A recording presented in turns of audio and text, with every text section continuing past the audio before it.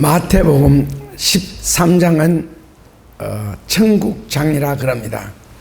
쉽게 말하면 고린도전서 13장을 사랑장이라 그러고요, 고린도전서 14장을 방언장이라 그러고, 고린도전서 15장을 부활장이라 하고, 그리고 마지막 고린도전서 16장을 헌금장이라 그럽니다. 그렇다면 마태복음 오늘 13장은 천국장이다. 그러니까 마태복음 13장에 천국에 대한 비유가 7가지 나오는데, 천국은 마치 뭐와 같다? 바다에 그물을 던졌는데 물고기 잡는 것 같다. 천국은 마치 겨자씨 비유와 같다. 이런 식으로 이제 7가지 비유를 잘 정리를 해 놓았습니다. 그런데 마태복음 13장에 가장 핵심적인 구절은 2구절이 있는데, 첫째로는 바로 지금 읽었던 11절, 천국의 비밀을 아는 것은 너희에게는 허락되었으나 저희에게는 아주되었다. 그 다음에 이제 여러 가지 비유 중에서 44절 특별하게 천국은 마치 밭에 감추어진 보화와 같다. 근데 오늘 전부 다 이 천국을 비유로 설명을 했죠. 그럼 45절에 보면은 천국은 마치, 45절에는 진주로 비유를 했고, 47절에는 고기 잡는 그물로 비유를 했고, 그리고 천사들은 49절에서는 의인 중에서 악인을 골라내는 작업을 하는 장소다, 이런 식으로 쭉 나옵니다. 그런데 그 중에서 오늘 이제 우리가 천국은 마치 밭에 감추어진, 천국의 비밀을 아는 것이 너희에게는 허락되었으나 저희에게는 아니 되었나니, 이 말씀을 뽑았는데, 이 핵심 구절을 몇 구절을 뽑는다면은 13장 9절에 귀 있는 자는 들을지어다. 귀 없는 자도 있어요. 귀 있는 자는 들을지어다 라는 뜻은 그 밑에 19절에 해석을 해놨죠. 마태복음 13장 19절에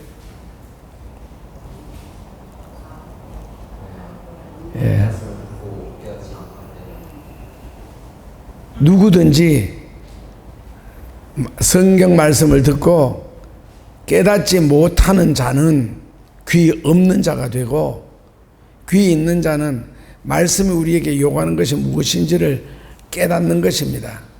그러니까 깨닫지 못하게 되면, 그러니까 설교를 듣고 깨닫지 못하는 것 있잖아요. 그러니까 설교를 반쪽 보고만 듣는다 그러나 한쪽만 듣는다 그러나, 그러니까 내가 유익한 말, 내가 듣고 싶은 설교, 그런 식으로만 말씀을 듣는다면은 그 다음에 마귀가 하는 역할이 뭡니까?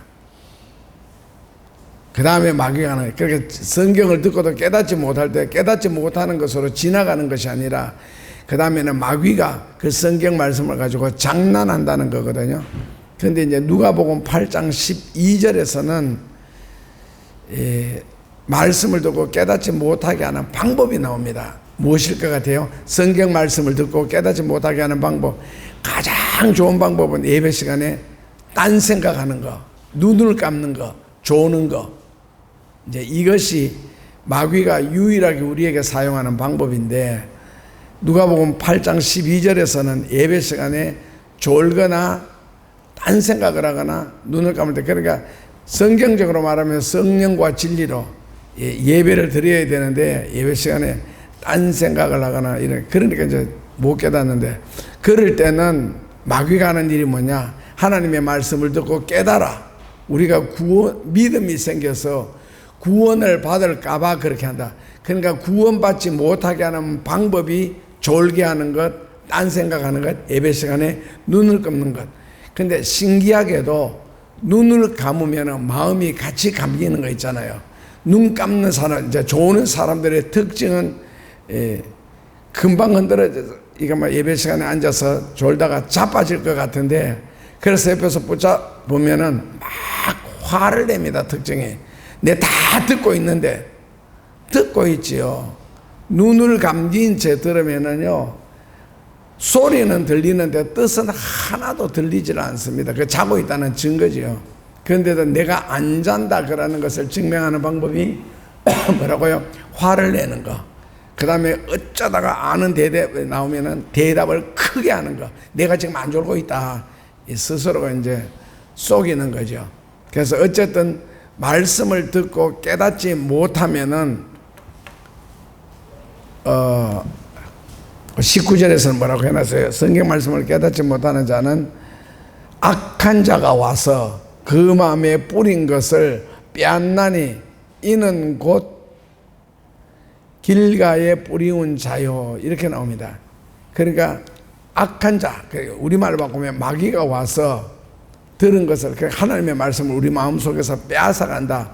왜 빼앗아가느냐? 말씀이 우리 속에 들어오면 믿음이 생기게 되고, 믿음이 생기게 되면 그 믿음으로 말미암아 구원도 받고, 그 믿음으로 말미암아 성경에서 말씀하신 하나님의 여러 가지 혜택을 누릴 수 있기 때문에 하나님으로부터 받는, 우리말로 바꾸면 축복이라든지 은혜라든지 뭐 돌보심, 이런 모든 것을 못하게 하는 방법이 마음속에 소리로 들린 그 성경 구절조차도 빼앗아간다는 겁니다. 그러니까 예배를 마음과 뜻과 정성을 다해서 드리지 않는 자는 예배를 안 드린 것과 같다. 그렇게만 되었으면 좋겠는데 그 말씀의 가치, 말씀의 무게, 이런 것 때문에 불순종한 자체로 끝나는 것이 아니라 거기에 대한 당연한, 성경적으로 말하면 저주가 임하게 되겠죠. 그러니까 예배를 안 드린 것만도 못하게 되는 거 있잖아요. 그 창세기 15장에 보면은 아브라함이 제단을 샀다가 조는 사건이 나옵니다. 잡니다. 왜? 예배가 한두 시간에 끝난 것이 아니라 아침부터 예배를 드리기 시작했는데 저녁이 돼도 하나님의 응답이 없으니까, 즉 불이 안 떨어지니까, 그러니까 하루 종일 예배를 드리고 저녁이 되니까, 해질 무렵이 되니까 이제 우리말로 바꾸면 뭐 매, 까마귀, 이제 이런 날짐승들이 날아들어서 받쳐진 그 양을 받쳤으면 그 양의 내장을 파먹기 위해서 이제 달려드는 거예요. 그러니까 종일 아브라함이 그 솔개를 쫓고 매를 쫓고, 예를 들어서 뭐 독수리를 쫓고 그 쫓는 데 힘을 쏟아서 하루 종일, 뭐 그래서 중간에 물을 마실 수가 있어요. 잠을 좀 쉴 수가 있어요. 음식을 먹을 수 있어요. 그 아침부터 저녁까지 그래 하다 보니까 아브라함이 저녁 때쯤 되었을 때 힘이 들어서 잠시 이제 깜빡 잠이 든다는 거 있잖아요. 그 깜빡 잠이 든 순간에 하나님이 나타나셨죠. 너가 어찌하여 제단을 샀다가 조느냐? 너가 이 졸았기 때문에 네 자식들이 저주를 받아서 외국에 가서 이름도 알지 못하는 곳에 가서 40년 동안 종로로 다리라. 그 한 번 졸았는 그것 때문에 결국 이스라엘 백성들이 애굽에 내려가서 40년 동안 종로로 다면서 죽기도 많이 하고 얼마나 채찍으로 맞습니까? 그 예배 시간에 막 깜빡 졸았다가 아니에요. 문제는. 그러니까 예배 드릴 때는 하나님이 이런 자를 찾나니, 성령과 진료로 예배 드릴 자를 찾나니 해서, 원래 예배라는 게, 예배라는 단어 뜻이 그렇잖아요. 무겁다라는 뜻이. 무겁다, 소중하다. 그러니까 되게 피곤하고 이럴 때는 특별히 가정 예배 드리는 집 있잖아요. 그게 인간적으로는 오늘 되게 예배 드리기 싫어. 그래서 자고 싶어.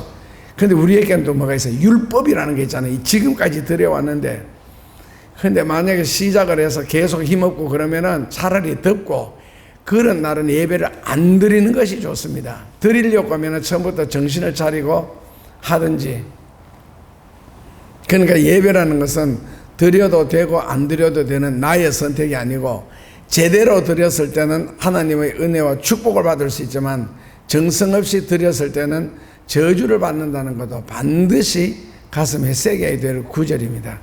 그러니까 이 말씀을 두고 깨닫지 못하는 자는 악한 자가 와서, 마귀가 와서 마음속에 있는 모든 성경 말씀을 다 빼앗아간다. 왜? 그 말씀을 통해서 받을 구원, 받을 축복, 받을 은혜, 하나님으로부터 공급되어질 모든 예정에 있는 것들, 그런 것들과 다 빼앗아간다는 겁니다. 그러니까 예배 시간에 정성껏 예배 드리지 못하는 것은 일단은 저주라고 결론을 내려놓고, 그래서 뭐라고요? 9절에 귀 있는 자는 들을지어다.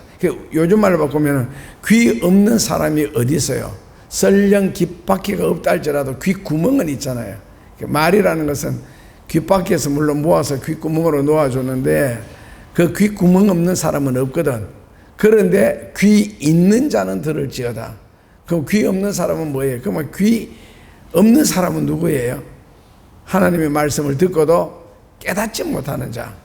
귀 있는 자는 말씀을 듣고 깨닫는 자. 그렇다면 결국 깨닫지 못하는 자는 왜 깨닫지 못해요? 마음속에 깨닫지 못할 환경이 조성되어 있겠죠. 뭐 걱정이라든지 근심이라든지 딴 생각이라든지 이런 것들이 마음속에 미리 들어와 있으므로 이 말씀을 들어도 깨닫지 못하겠죠. 자, 그 다음에는 오늘 다음에 천국은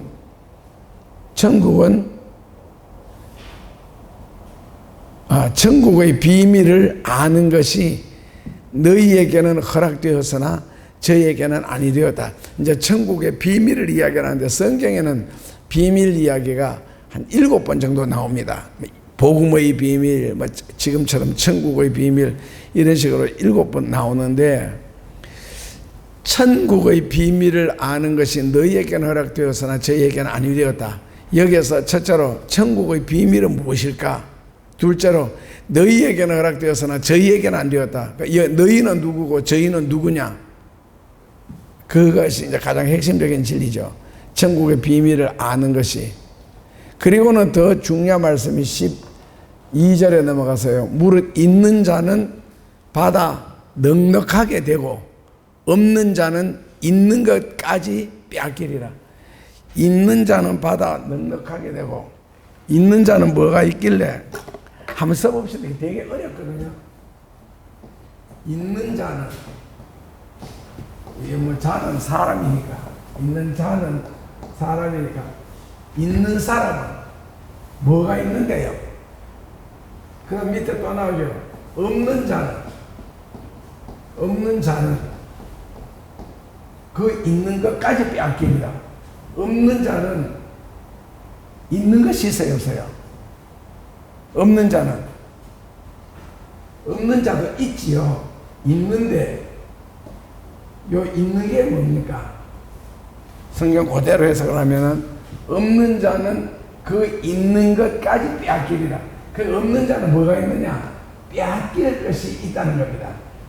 아무것도 없는데 없는 자는 그 있는 것까지 빼앗길 것이 있고, 있는 자는 성경이 뭐라고 해요? 있는 자는 받아 넉넉하게 되고, 있는 자는 뭐가 있길래 무엇을 받아가지고 또 더 넉넉하게 되느냐.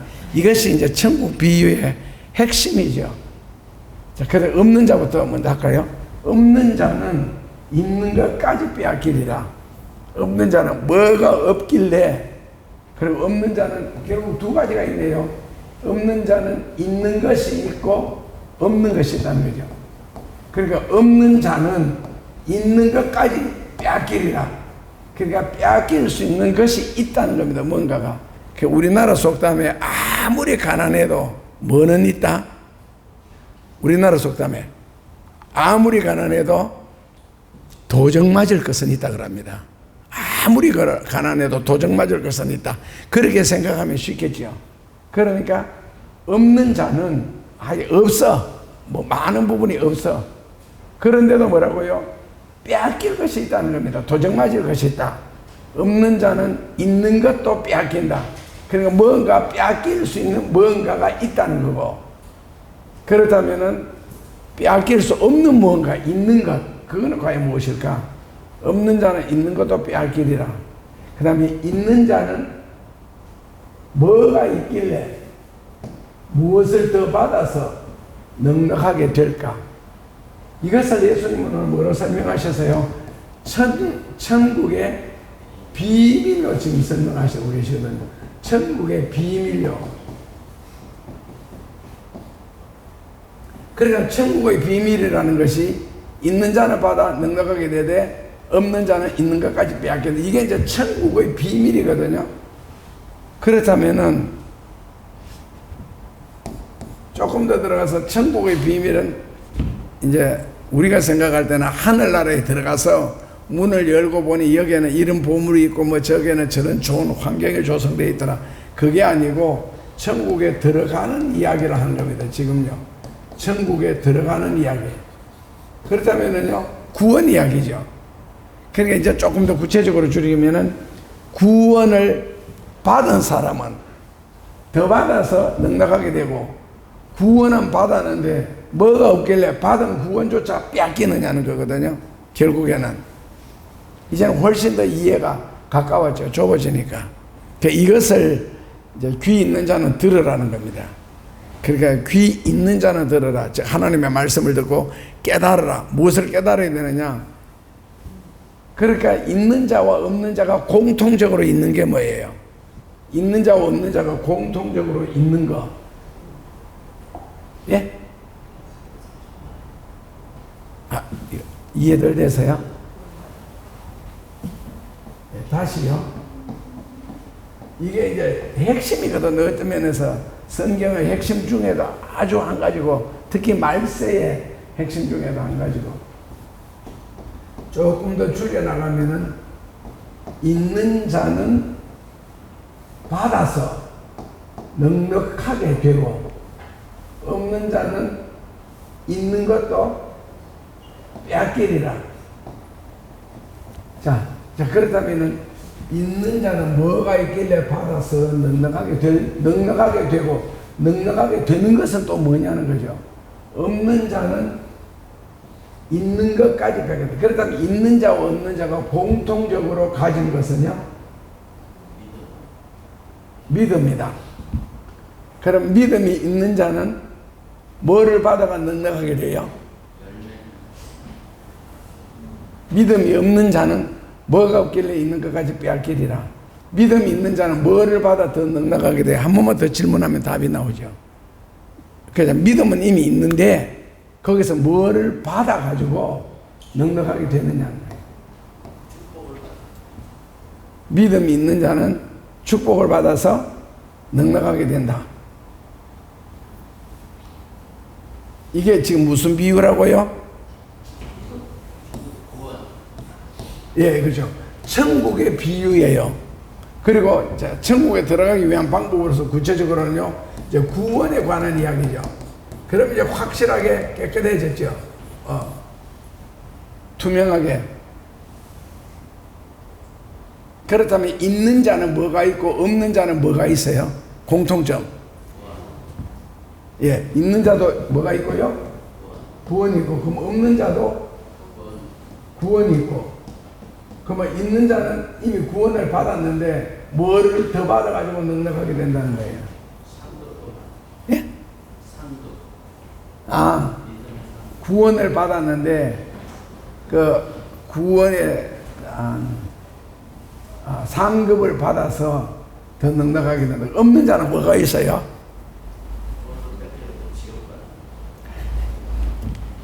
있는 구원마저 뺏겨서 지옥에 간다.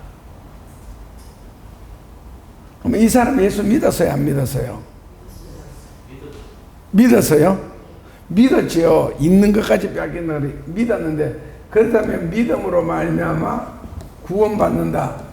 그 믿음으로 구원받았는데 받은 구원을 뺏긴다. 그래서 좋지 못한 곳에 간다. 우리말로 바꾸면 이제 지옥 간다. 이래버리면은, 그러면 믿음이 있는데 믿음으로 말미암아 구원은 받았는데 이 구원을 빼앗겨서 지옥 간다. 왜 뺏겼어요, 구원을? 네? 행함이 없어. 그러면 이제 성경에 극단적인 구절이 나오거든요. 예외로 나오는 구절이 항상 요럴 때 누가 등장하느냐면 십자가에 달린 강도 있잖아요. 디스마. 그 구원받은 강도. 그러면 구원받은 강도는 십자가에 달려서 주를 위해서 무슨 일을 했어요? 이렇게 질문하면 지금 죽어가고 있는 상태잖아요. 이럴 때에 보통 학자들이라든지 이제 뭐가 있어요? 나를 데리고 가서 그게 행함이에요. 고백이지. 있는 상태에서 그거밖에 없어요. 그런데 학자들은 여기서 특히 정통 보수주의 학자들은 뭐라고 이야기하느냐면은 십자가에 달려 죽으면서도 전도했다. 누구한테? 게스트한테. 옆에 달린 강도한테. 우리는 우리 죄로 말미암아 죽음 마땅하지만은 내가 보니까 저분은 죄가 없도다. 이러면서 그걸 이제 막 설명을 하거든요. 그래서 전도했다. 마지막 순간에 이제 이걸 한 일로. 그리고 전도라는 건 그만큼 귀하다. 마지막 죽어가는 순간에도 적극적인 어떤 모습이 구원을 받도록 만들어 준다는 겁니다. 그러니까 한 일이 없는 것이 아니고 결국 전도라는 것은 자기 신앙 고백이거든요. 이런 것을 볼 때. 그래서 이제 지금 답은 다 나왔는 것 같은데 그냥 이게 천국에 관한 비유인데 있는 자는 받아. 그거 믿음으로 말미암아 구원은 이미 받았는데 그 구원 받아서 천국 가고 없는 자도 구원을 받아서 천국에 가는데 문제는 이제 넉넉하게 되느냐 뺏기느냐는 거거든요. 구원을 한 번 더 받으면 넉넉하게 된다. 구원은 히브리서 10장 39절에 거기 보면은 이미 내가 구원을 받았다고 생각을 하는데 하나님이 싫어하는 것이 한 가지 나옵니다. 뒤로 물러가 침륜에 빠질까봐 나는 두려워한다. 뒤로 물러가. 그래서 성경에 나 탈무드에 보면은 하나님은 없는 자를 되게 싫어하십니다. 그래 없다 가난하다 이게 절대로 자랑이 아니라는 거야. 없는 자를 하나님이 싫어하시고 그 다음에 부정적인 거, 그 다음에 파괴적 언어들 이런 거 나올 때 탈무드에는 뭐라고 설명해 놨느냐면은 자기 스스로가 저주의 문을 열어 들어간다 이렇게 했습니다. 그러니까 입으로 없다, 못한다, 안 된다, 나중에 하자 이런 거는 뭐라고요? 스스로가 저주의 문을 열어서 들어가는 것이다 했습니다. 그래서 히브리서 10장 39절에 뒤로 물러가는 거, 파괴적인 거, 부정적인 거 이런 것을 하나님이 되게 싫어합니다. 결론은 없는 것은 자랑이 아니다. 없으면 채워야 되지. 없는 것을 입버릇처럼 내버텀으로 마치 자랑 삼아. 없는 것은 자랑이 절대로 아니다. 그래서 오병이어 비유에서도 빌립처럼 없다, 못한다, 광야다, 뭐 들판이다, 돈이 부족하다, 돈 있어도 떡 살 데도 없다 이런 식으로 자꾸 얄팍한 인간의 논리 있잖아요. 인간의 지식, 자기 경험의 지식. 빌립의 말이 100% 맞습니다. 실증주의 학자들에 의하면 뭐 얼마나 사실적이냐 현실적이냐는 거죠.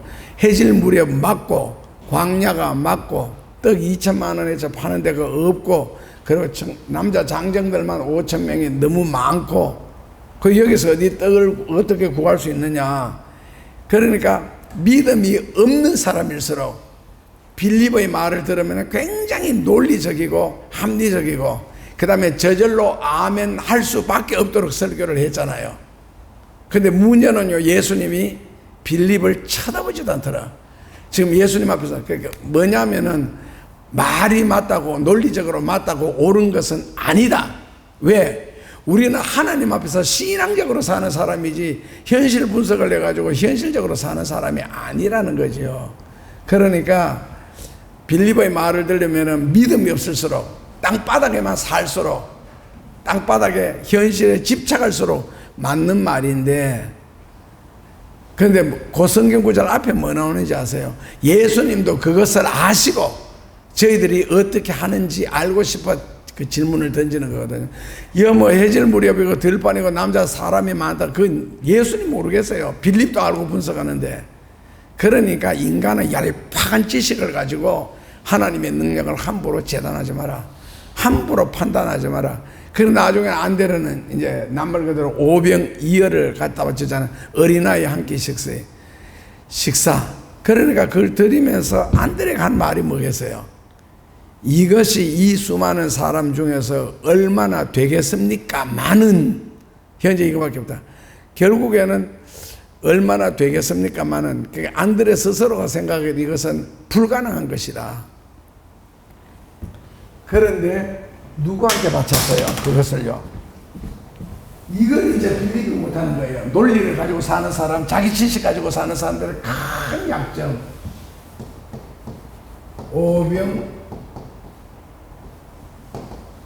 이어. 그 요거 성경에 보면 분명하게 한 어린아이의 한 끼 식사다. 그렇다면 또 이렇게 해석하는 사람도 있어요. 이 고기 한 마리가 필리핀에서 옛날에 잡았는 거 있죠. 길이 13m짜리. 그걸 옮기기 위해서 트럭 5대를 연결해가 고기 한 마리 옮겼다. 그런 고기 같은 먹을 수 있잖아요. 성경에 그걸 어린이가 들고 왔어요. 그러면은요. 트럭 5대. 그러니까 한쪽에 뭐 어떻게 하든지 인간 중심으로 성경을 해석을 하려고 하고 사람 중심으로 자꾸 이해를 하려고 하는데 성경에는 이해라는 단어가 없고 인간 중심으로 성경 보면은요 죽도 밥도 안 됩니다. 아무것도 안 됩니다. 그러니까 성경은 낱말 그대로 하나님의 말씀이고 그 다음에는 성경 여기 더하게 예수님 앞에 드렸을 때에 예수님이 오병이어를 가지고 하신 일이 뭡니까? 예수님이 오병이어를 가지고 하신 일이 이걸 왜 생각 자체를 못하지? 축복 기도를 하셨잖아요. 축복 기도. 결국 축복 기도를 통해서 뭐라고요? 기적이 일어났다. 더하기 12광줄이. 그 축복 기도를 통해서 결국에는 기적이 일어났다는 겁니다. 기적이. 그러니까 논리로 사는 사람, 인간적인 생각으로만 사는 사람에게 없는 것이 바로 기적이죠. 기적이라는 것은 하나님이 행하는 거기 때문에 사람이 상상도 못할 일이거든요. 그런데 그것을 믿음으로 사는 사람, 안드레 같은 경우는 이것을 가지고 예수님 앞에 드렸더니 축복 기도라는 것이 바로 기적을 만들어내더라. 여기서는 우리가 좀 몇 가지를 생각할 수가 있는데 안드레처럼 결국에는 우리가 지금 누구 앞에 있어요? 항상 상대가 하나님이고 예수님이잖아요. 왜 그분 앞에서 타락한 인간의 그 초라한 어떤 모습, 어떤 수준, 능력 그것만 생각하느냐는 거지. 그러니까 예수님이 안드레를 결국 사랑하게 되는 거거든요. 그래서 예수님을 어떻게 믿느냐? 빌립처럼 예수님을 믿느냐? 안드레처럼 예수님을 믿느냐는 거예요. 빌립처럼 믿으면은요, 인간적인 예수, 그러니까 나사렛 사람들이 믿은 예수, 목수의 아들, 마리아의 아들, 야고보, 요셉, 시몬, 유다의 형제, 이런 식으로 인간적으로 예수님께 접근하는 거고, 안드레처럼 믿으면요, 예수님은 하나님의 아들, 신비로운 분, 능력이 있는 분. 그러니까 내가 오병이어만 바칠지라도 예수님이 어떻게 하시겠지. 그것까지는 안드레는 생각 못할지라도 적어도 우리가 따르고 믿는 예수님은 다르다. 확실하게. 그래서 결국 오병이어를 가지고 예수님이 기적을 행하십니다. 그래서 인간에게는 뭐가 필요하냐? 하나님 앞에, 예수님 앞에 설 때는 꼭 믿음이라는 단어 있잖아요. 이거 빼버리면 신앙이, 그러니까 신앙이라는 단어, 이거 빼버리면 아무것도 아니지요. 뭐 절간 앞에 가 있나, 뭐 공자님 앞에, 맹자님 앞에 가서 뭐 무슨 소리 하나, 뭐 똑같은 말이잖아요. 하나님을 향한 믿음을 빼버리면은요. 그러니까 우리는 예수님 앞에 나갔을 때, 안 그러면 하나님 앞에 나왔을 때 무릎을 꿇고 개인적으로 기도하든지 성경을 읽든지 간에 상대는 항상 하나님이시다. 그 하나님을 대하는 일에는 믿음이라는 게 꼭 필요하고, 믿음으로만 하나님과 우리를 연결할 수 있다. 이거 잊어버리면 믿음이 아닙니다. 그 다음에는 하나님으로 하여금, 예수님으로 하여금 나를 통하여 기적을 행할 수 있는 근거라 그러죠. 그 기적을 행할 수 있는 근거 뭡니까? 오병이어라는 소스. 이것을 드림으로써 예수님이 이것을 가지고 축복 기도하셨다. 그러니까 빌립처럼 해보지도 않고, 결국 거기에는 축복 기도가 없잖아요. 그러니까 아무런 일이 일어날 수가 없겠지요. 그러니까 오병이어라는 어린아이가 가진, 그러니까 어떤 면에서는 뭐 밥 한 끼를 우리가 9,000원 한다, 10,000원 한다라고 할 때 어린이 밥그릇은 적잖아요. 그 가보면 어린이는 뭐 5,000원 절반값. 그러니까 우리말로 바꾸면 아무것도 아닌 것이라도 들으니까 기적을 일어났다. 그거는 전혀 아니고요. 그리고 오병이어를 드린 한 어린아이, 그 어린아이가 드린 것이 이 어린아이에게는 뭐라고요? 전부라는 겁니다. 어린아이에게는 전부. 자, 그 다음에는 엽전 2립. 엽전 2립. 우리말로 보면은 54원입니다. 지금 현재 가치로 말하면 엽전 두 닙이 비록 54원밖에 안 되지만 이제 그 당시 시대적인 화폐 가치로 계산을 해야 되는데 두 닙이지만 이거 뭐라고요? 이 여인은 자기가 가진 성경에서 강조하는 것은 전부를 바쳤다는 겁니다. 전부를.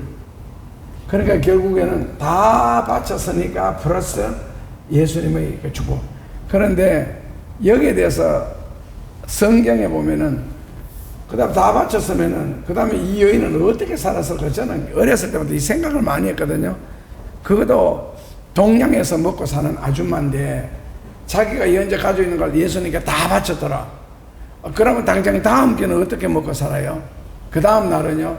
이게 되게 걱정되더라고. 그럼 아이는 어떻게 뭐를 먹고 살았을까 했는데 이제 최근에 성경을 조금 신학적으로 깨닫게 되니까 하나님 앞에 드린다 그러는 말이 있잖아요. 우리가 이제 이 봉헌한다, 드린다 그러는 말은 이 드림이라는 단어는 연속적인 하나님의 동작을 가져오거든요. 완성을. 그게 말씀이라는 것 자체가 그 드렸다 이걸 끝난 게 아니고 그 드린 것을 가지고 그 다음부터 하나님이 역사를 하시죠. 드린 것을 가지고 그 다음에 하나님이 역사를 시작하시는데 그 이 역사 속에 먹을 것 앞으로 쓸 것이 다 들어있다. 그러니까 니 다 바치고 뭐 먹고 살래? 이게 질문한 것이 아니라 바치고 나니까 하나님의 역사가 시작되었다. 그 사람들은 바치지도 안 하고 그 다음에 뭐 먹고 살지? 그 다음에는 어떻게 하지? 이런 식의 걱정. 그가 바치지 않는 자의 특징이죠.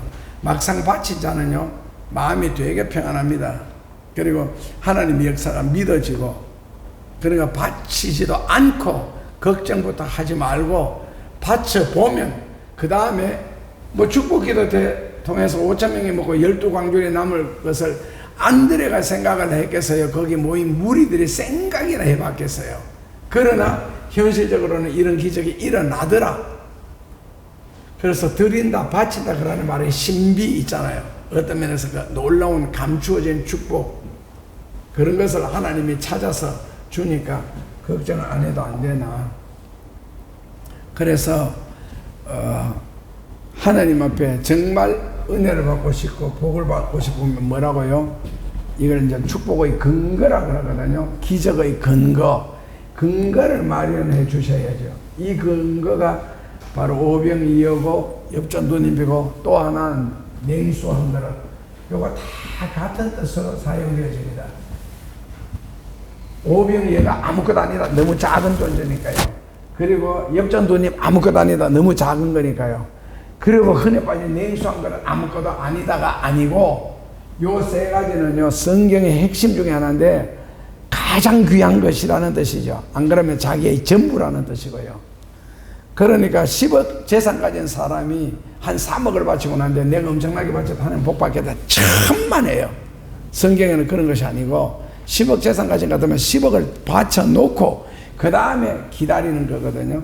그것이 바로 어린아이의 오병이어이고 그 아줌마의 엽전두잎이고 그 다음에 냉수 한 그릇 떠준 것까지라도 그 상급을 잃지 아니하리라 했는데 그 냉수 한 그릇 이스라엘 나라에는 뭐 물이 없는 나라잖아요. 그런데도 세계 농업국이 된 것은 바닷물을 끌어들여가지고 정지해가지고 그 다음에 농사 짓는데 물을 공급해서 하는데 그 물이 아니고 이스라엘의 남자들은 우물 하나 파면은 죽는다. 이집트 남자들은 태어나서 무덤 하나 짓고 나면은 죽는다. 그러니까 이 냉수 한 그릇을 얻기 위해서 땅을 파는데 어릴 때 시골에서 그 우물을 파는 걸 봤거든요. 우리 집에 파는데 처음에 시작할 때는요 이렇게 시작합니다. 그래서 가면서 점점 좁아지는 거 있잖아요. 그래서 나중에 수십 미터 내려가면은 위에서 이렇게 보면은 꼭 접시란다. 그냥 국그릇에 물이 있는 것처럼 조그맣게 그 위에서 내려다보면요 이게 보통 아무리 적게 내려가도 우물을 파기 위해서는 10m 정도. 그리고 막 대구에 작은 어머니 집에 갔더니 그 우물 하나 가지고 동민들이 사용하는 대구 침산동입니다. 그 당시에 그러니까 엄청 깊더라고 우물을요. 그리고 난 뒤에 나중에 이제 토관 가지고 요거 이렇게 차례대로 밀어넣더라고요. 요렇게 해서 이제 우물이 똑바로 해서 이제 바가지는 물 푸도 되는데, 이거 하나 파는데 온 동민들이 매달려가지고 어떤 집에 우물 판다 그러면요, 굉장한 오랜 시간을 걸립니다. 그래서 마지막에 다 사가지고 물을 퍼올릴 때까지. 그러니까 이스라엘 나라에도 마찬가지거든요. 이 넓은데 이걸 우리나라는 토관을 넣어가지고 좁게 만들어서 그 다음에 두레박을 넣어서 물을 푸도록 만드는데, 이스라엘이 그냥 둡니다. 두다 보니까 이게 뭐가 됐어요? 내려가는 계단이 되는 거예요. 이런 식으로 이 계단을 타고 걸어 내려가다가 그 다음에 어떤 바위 같은 게 나온다든지 땅을 팔 수 없는 위치에 가면은 그 다음부터는 수직으로 내려가죠. 수직으로 내려가는 데는요, 거기에는 이제 사다리라든지 줄을 놨습니다. 주로 사다리인데, 이런 줄 사다리 있잖아요. 헬리콥터 탈 때 올라가는 이 줄 사다리를 놓고 이게 이제 한 10m씩 내려가거든요. 그러니까 계단 타고 한참 머리에 물동이 이고 계단 타고 한참 내려가다가 나중에는 수직 사다리 오면은 이걸 손을 잡고 다시 물동이를 내려가야 된다고. 그 다음에 끝까지 내려가서 물을 한 동이 퍼서 그 다음에 다시 올라오다가 여기서는 그 동이를 쥐고 물을 쥐고 여기를 타고 올라오고, 이걸 흔들리기 때문에 굉장히 어렵고 위험합니다. 이렇게 해서 바깥으로 나오는 게 바로 뭐라고요? 냉수 한 그릇이라고요. 그러니까 흔해 빠진 것 중에 내가 하나 대접한다. 이게 절대로 아니고, 어떤 인생의 최선을 다하는 모습, 온갖 전성을 다한 모습이 이게 이제 냉수 한 그릇이거든요. 그러니까 그 상급을 천국에서 결단코 잃지 아니하리라. 예수님이 강조하실 정도로 중요하다는 그런 뜻입니다. 그러니까 성경에 나오는 것은 어느 하나든지 인간적으로 해석을 하면은 절대로 안 된다. 성경은 하나님의 말씀이고, 하나님의 말씀은 영적인 말씀이기 때문에 결국 영적으로 깨닫고 이해를 하고, 그 영적이다 그러는 그 단어 속에는 이제 신앙적이라는 말이 이제 포함되어 있고, 그래서 하나님 앞에 믿음으로 성경을 대하여야 되지, 인간적으로 뭐 예를 들어서 저쪽에 가면은 낙타 한 마리가 있을 것이다, 그거 풀어가 데리고 오느라 예수님이 제자를 보내면서. 그러니까 주인이 만약에 그 왜 가져가느냐고 물으면 어떻게 하니까 예수님이 주께서 쓰시겠다 해라. 이것도 해석을 이제 인간적으로 하느냐 성경적으로 전통적으로 보수적으로 하느냐에 따라 다른데, 인간적으로 이 성경을 해석하는 사람들은 미리 예수님이 낙타값을 망아지 값을 줬다는 거예요, 주인한테. 그래서 주께서 쓰시겠다는 요 말이 사인이라는 거죠. 그래서 미리 돈을 줬기 때문에 그 다음에 가서 데리고 오라 그러니까 예수님이 그렇게 할 수 있는 거고, 그 다음에 뭐 성전세를 내라 그럴 때 성전 주인 보고 성전세를 내야 한다고 예수님이 되게 기분 나쁘게 말씀하셨는데, 그때도 가서 줄을 잡아당기면은 고기가 딸려 나올 건데, 그 고기 입안에 보면은 성전세를 낼 세겔의 동전이 들었을 것이다. 그걸 끄집어내오라 했거든요. 이것도 인간적으로 해석을 하면은 미리 예수님이 큰 물고기를 잡아가 입에다가 이 동전을 쳐박아 넣고, 그 다음에 낚시바늘 가지고 해가지고 바깥에다 끈을 묶어놨다. 그래서 잡아당기면 나온다는 거거든요. 이렇게 해석을 하는 사람이 있고, 그 자체도 하나님의 능력이고 하나님의 은혜다라고 이제 보수주의자들은 그렇게 하는 경우들이 있습니다. 근데 요즘에는 보수주의라 정통주의로 성경 해석하는 사람들이 없지요. 아주 희귀하겠죠. 왜요? 보수나 정통주의로 성경을 해석하려고 하면 성경이 성경을 해석하도록 능력을 부여해야 되고 믿음을 부여해야 되고, 거기에는 하나님의 능력이라는 큰 것을 부여해야 되는데, 그런 거는 증명이 안 되잖아요. 그러니까 빼버리는 거죠. 그래서 사람이 이해할 수 있도록. 그러니까 이제 뭐 어떤 면에서 성경의 타락이죠. 그것도. 그러니까 오늘 천국의 비밀을 아는 것이, 그 다음에 문제는 뭐예요? 너희에게는 허락되었으나 저희에게는 아니 되었나니. 그런데 천국의 비밀을 아는 것이 너희에게는 허락되었으나 저희에게는 아니 되었다. 여기 너희는 누구, 저희는 누구예요? 비유를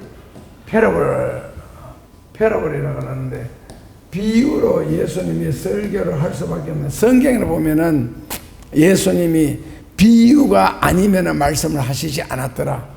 전부 다 패러블로 비유로 설명을 하는데, 비유로 설명하는 이유가 무엇이냐면은 내가 예를 들어서 바퀴벌레한테 야 우리 집에 들어오지 마라, 너희들은 병균을 많이 옮겨, 그리고 더럽다, 생긴 것도 징그럽다, 우리 집에 오지 마라, 그리고 문에다가 바퀴벌레 출입 금지라고 써놓으면 바퀴벌레가 우리 집에 들어오겠어요, 안 들어오겠어요? 제가 고등학교 1학년 때는 확실하게 생각하는데, 학생 시절 때 우리 집 방문 앞에다 그러면 여러 집 사는 중에 방 하나가 우리가 살았는데, 거기에다가 모기 출입 금지, 그러니까 한자로 문승이라 그러거든요, 모기를요. 그러니까 문승 출입 금지라고 써가지고 여기 붙여놨거든요. 모기하고 파리하고 우리 집에 출입 금지하라고 했는데도 우리 옆집에 아이가 셋이 살아가지고 막 코 걸리고 밥 흘리고 하니까 막 파리들이 항상 버글버글했거든. 그 같은 마루 사용하는데. 그런데 우리 집 방 안에는 모기파리 있었겠어요, 없었겠어요? 내가 모기파리 출입 금지라고 써붙였으니까. 우리 집 방에는 엄마하고 내하고 내 동생 살 때 모기파리가 거의 없었어요. 근데 간혹 가다가 날아다녀. 그거는 분명하게 문명이든지 글을 못 읽든지, 안 그러면 써붙여놓은 걸 못 읽을 것 같아. 들어오는 거 뭐 출입 금지라 했는데도 들어왔잖아요, 강 크게. 그러니까 예수님이 왜 비유로 말씀하셨겠느냐. 그러니까 이제 바퀴벌레한테 우리 집에 들어오지만 출입금지라고 했는데, 내가 아무리 출입금지라 해도 바퀴벌레가 내 말 듣고 내 말 들으면서 들어오잖아요. 그럼 출입금지 시키는 방법은요, 내가 바퀴벌레가 돼가지고 이해를 시키면 되겠지. 그래서 예수님이 왜 인간이 되셨겠어요? 임마누엘이 되신 이유는 너희 가운데 함께 하려고. 그러니까 예수님이 이 세상에 오셔서 인간의 말로 우리에게 말씀을 하니까 우리가 알아듣는 거거든요. 알아듣는 말로 했는데도 못 알아듣는 사람 많잖아요. 지금 똑같은 설교 들으면서도 저게 무슨 뜻인지 전혀 모르고 이 설교 듣는 사람 있듯이, 그러니까 예수님이 사람이 될 수밖에 없었던 것. 그러니까 예수님이 설교하면서도 하늘의 진리를 예수님이 직접 말씀하시면 못 알아듣습니다. 그래서 사람으로 하여금 알아듣게 하기 위해서 사용한 것이 뭐라고요? 그게 이제 바로 비유라는 겁니다. 그러니까 천국의 비유를 7가지를 뭐 물고기 잡는 것 같다. 그 그물 던져서 고기 잡혔을 때 이걸 뭐라고 하더라? 그 바다 같으면 바다 땅바닥에 붙었는 것까지 상거리 싹 다 잡아올리는 거, 그걸 상거리라 그래야 돼요. 그런 식이 아니고 작은 물고기는 다시 바다에 다 던져서 자라도록 만들고 큰 물고기만 잡는다. 천국의 비유는 바로 그렇다. 겨자씨 비유와 같으면 이런 식으로 비유로서 쭉 말씀하셨는데, 이제 결정적인 순간이 이 천국의 비밀을 아는 것이 너희에게는 허락되었으나 저희에게는 아니 되었다. 그렇다면 너희는 누구, 저희는 누구냐 했을 때, 너희는 지금 예수님 앞에서 설교, 말씀을 듣고 있는 자들, 우리말로 바꾸면은요, disciples, 제자들이고, 저희는요, 문 앞에 서 있는 꽉 차 있는 사람들, 군중을 저희라고 하죠. 그래서 결국 천국의 비밀을 아는 것이 제자들에게는 허락되었으나 수많은 무리들한테는 허락되지 아니했다. 그 설교를 듣는다고 다 깨닫고 이해하는 것이 아니더라는 겁니다. 저희에게는 아니 되었나니 너희에게는. 근데 이 너희 제자들이 알아들었겠어요, 못 알아들었겠어요? 문제는요, 못 알아들었어요. 그래서 나중에 예수님께 주여 어찌하여 저희에게 비유로 말씀하시나이까 하는 그 질문을 그 다음 편에 나오거든요. 그러니까 너희는, 그렇다면은 이제 다시 돌아가서 있는 자는 받아 넉넉하게 되되 없는 자는 있는 것까지 빼앗기리라 했을 때, 이제 다시 말하면은 있는 자와 없는 자가 공통적으로 있는 것은 구원, 없는 자도 빼앗긴다. 빼앗길 게 있는 게 구원이고 있는 자도 이미 구원을 받았다는 겁니다. 그러면 빼앗기리라 그랬을 때 아까 행함이 없는 믿음이라고 했는데 맞습니다. 100% 대답은 아니라도 행함이 없으므로, 왜냐하면 구원받았으면 구원받은 표가 있어야 되거든요. 구원받은 흔적. 그러니까 이제 이걸 보수적으로만 해석하다 보면은 이제 이런 약점이 생겨요. 예수님을 내 마음의 구주와 주님으로 믿었다는 확신만 있으면은 앞으로 예수님이 오실 때에 휴가한다라고 그러거든요. 그러면 성경에는 어리석은 5 처녀가 있고 한 달란트 한 문화 받은 사람들이 많이 나오는데 그 사람들 다 슬피 울며 이를 갈미 있을 것이잖아요. 어둠에 던져져서. 그게 구원받은 이야기는 아니거든요. 그래서 이제 이런 약점이 생겼는데 이 행함이라 그러는 거 성경에는 이제 동전의 양면처럼 믿음과 행함 이렇게 돼야 되는데 있는 자는 받아 넉넉하게 되고 없는 자는 있는 것까지 빼앗기는 게 한 문화 비유에서 보면은 그 빼앗아 가지고 10문화 가진 사람에게 주잖아요. 그래서 있는 자나 없는 자나 예수님을 믿었으면은 구원을 받는다 하는 이런 공식이 있는데 결국 성경에는요 구원으로 끝나는 게 아니잖아요. 우리 시대를 지금부터 거슬러 뒤로 가보면은 구원에다 앞으로 수많은 환란이나 이런 거 생겨서 성경적으로 역사가 다 이루어졌을 때 마지막에 예수님이 오신다. 예수님이 coming again 하실 때에 하늘에서 마태복음 24장 31절에 하늘에서 큰 음성이 들려 이리로 올라오라. 이리로 올라오라 하는 이 음성이 들렸을 때에 누가 올라가요? 이게 올라가는 걸 우리는 이제 휴거라 그러잖아요. 올라가는 걸 휴거.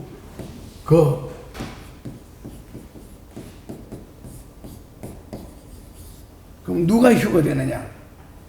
교리적으로 단적으로 말해서 했을 때는 요한계시록 11장 12절에 보면은 음성을 듣는 자는 올라가리라. 음성을 듣는 자는 그럼 귀가 다 있으면 다 들어야 되는데 아니라는 거지. 듣는 자가 있고 못 듣는 자가 있다. 음성을 듣는 자만 휴거된다. 하늘에 올라간다. 이렇게 나오잖아요.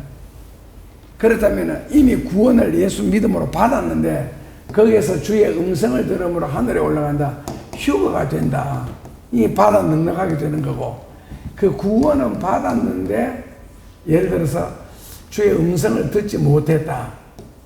이랬을 때는 결국 바깥 어둠에 던져져 슬피 울며 이를 갈미서 이제 대환란 속에 들어간다. 그런 뜻이거든요. 그런데 환란 데 가서 고생을 시큰한 후에 그 대환란 기간이 끝나면은 다시 이제 계시록에 보면은 그 심판받을 수 있는 기회가 한 번 더 오지요. 거기에서 이제 구원받는다 하는 이게 안 겪어도 될 대환란 기간을 겪고 난 뒤에 구원받는다라는 설이 있고 그 다음에는 뭐 그렇다면 어리석은 처녀라든지 한 달란트 받은 사람들 과연 구원 못 받았겠느냐 믿었는데 했을 때도 믿었으면 구원 받았는데 구원 받고 난 뒤에는 겪지 않아야 할 온갖 고통을 대환란 속에 들어가서 겪는 이야기가 나오거든. 그 자체가 하나님의 심판인데 그래서 어쨌든 있는 자는 받아 넉넉하게 되되 하나 말로 구원받은 사람은 더 믿음으로 충성함으로써 휴거까지 된다. 그 다음에는 구원만 받았다고 이제 팽자 게으르게 신앙생활 하면은 받은 구원까지도 뺏길 수가 있지 않느냐. 그래서 성경적으로 예수님은 없는 자를 싫어하십니다. 그리고 부정적인 언어를 가진 자를 싫어하시고 그리고 인간적으로 믿음 가진 자를 예수님은 싫어하십니다. 왜? 인간적인 믿음이 할 수 있는 일이 아무것도 없거든요. 없는 거 가지고 할 수 있는 일이 뭐가 있습니까? 없는데. 그래서 요한계시록 2장 3장에도 보면은 하나님은 없는 자를 상대하지 않으시고 그리고 신앙생활에서 어떤 시련이나 어려움이 다가왔을 때 지는 자를 하나님은 상대하지 않습니다. 그래서 하나님은 지는 자를 싫어하시고 그러니까 시험에 드는 자 무지하게 싫어하시고 그리고 상대하지도 않으신다. 시험이라는 것은 우리가 주기도문에서도 끊임없이 외우잖아요. 시험에 들지 않도록 그 시험이 왔을 때에 시험에 들지 않는 것이지 시험에 오지도 않았는데 그러니까 신앙생활하다가 어떤 문제들이 끊임없이 부딪혀올 때 그걸 극복하고 이겨야 예수님이 기뻐하시지 그런 데서 지면은 신앙생활할 가치 자체가 없는 겁니다. 그런 작은 가나도 못 이기는데 무슨 천국에 들어가겠어요.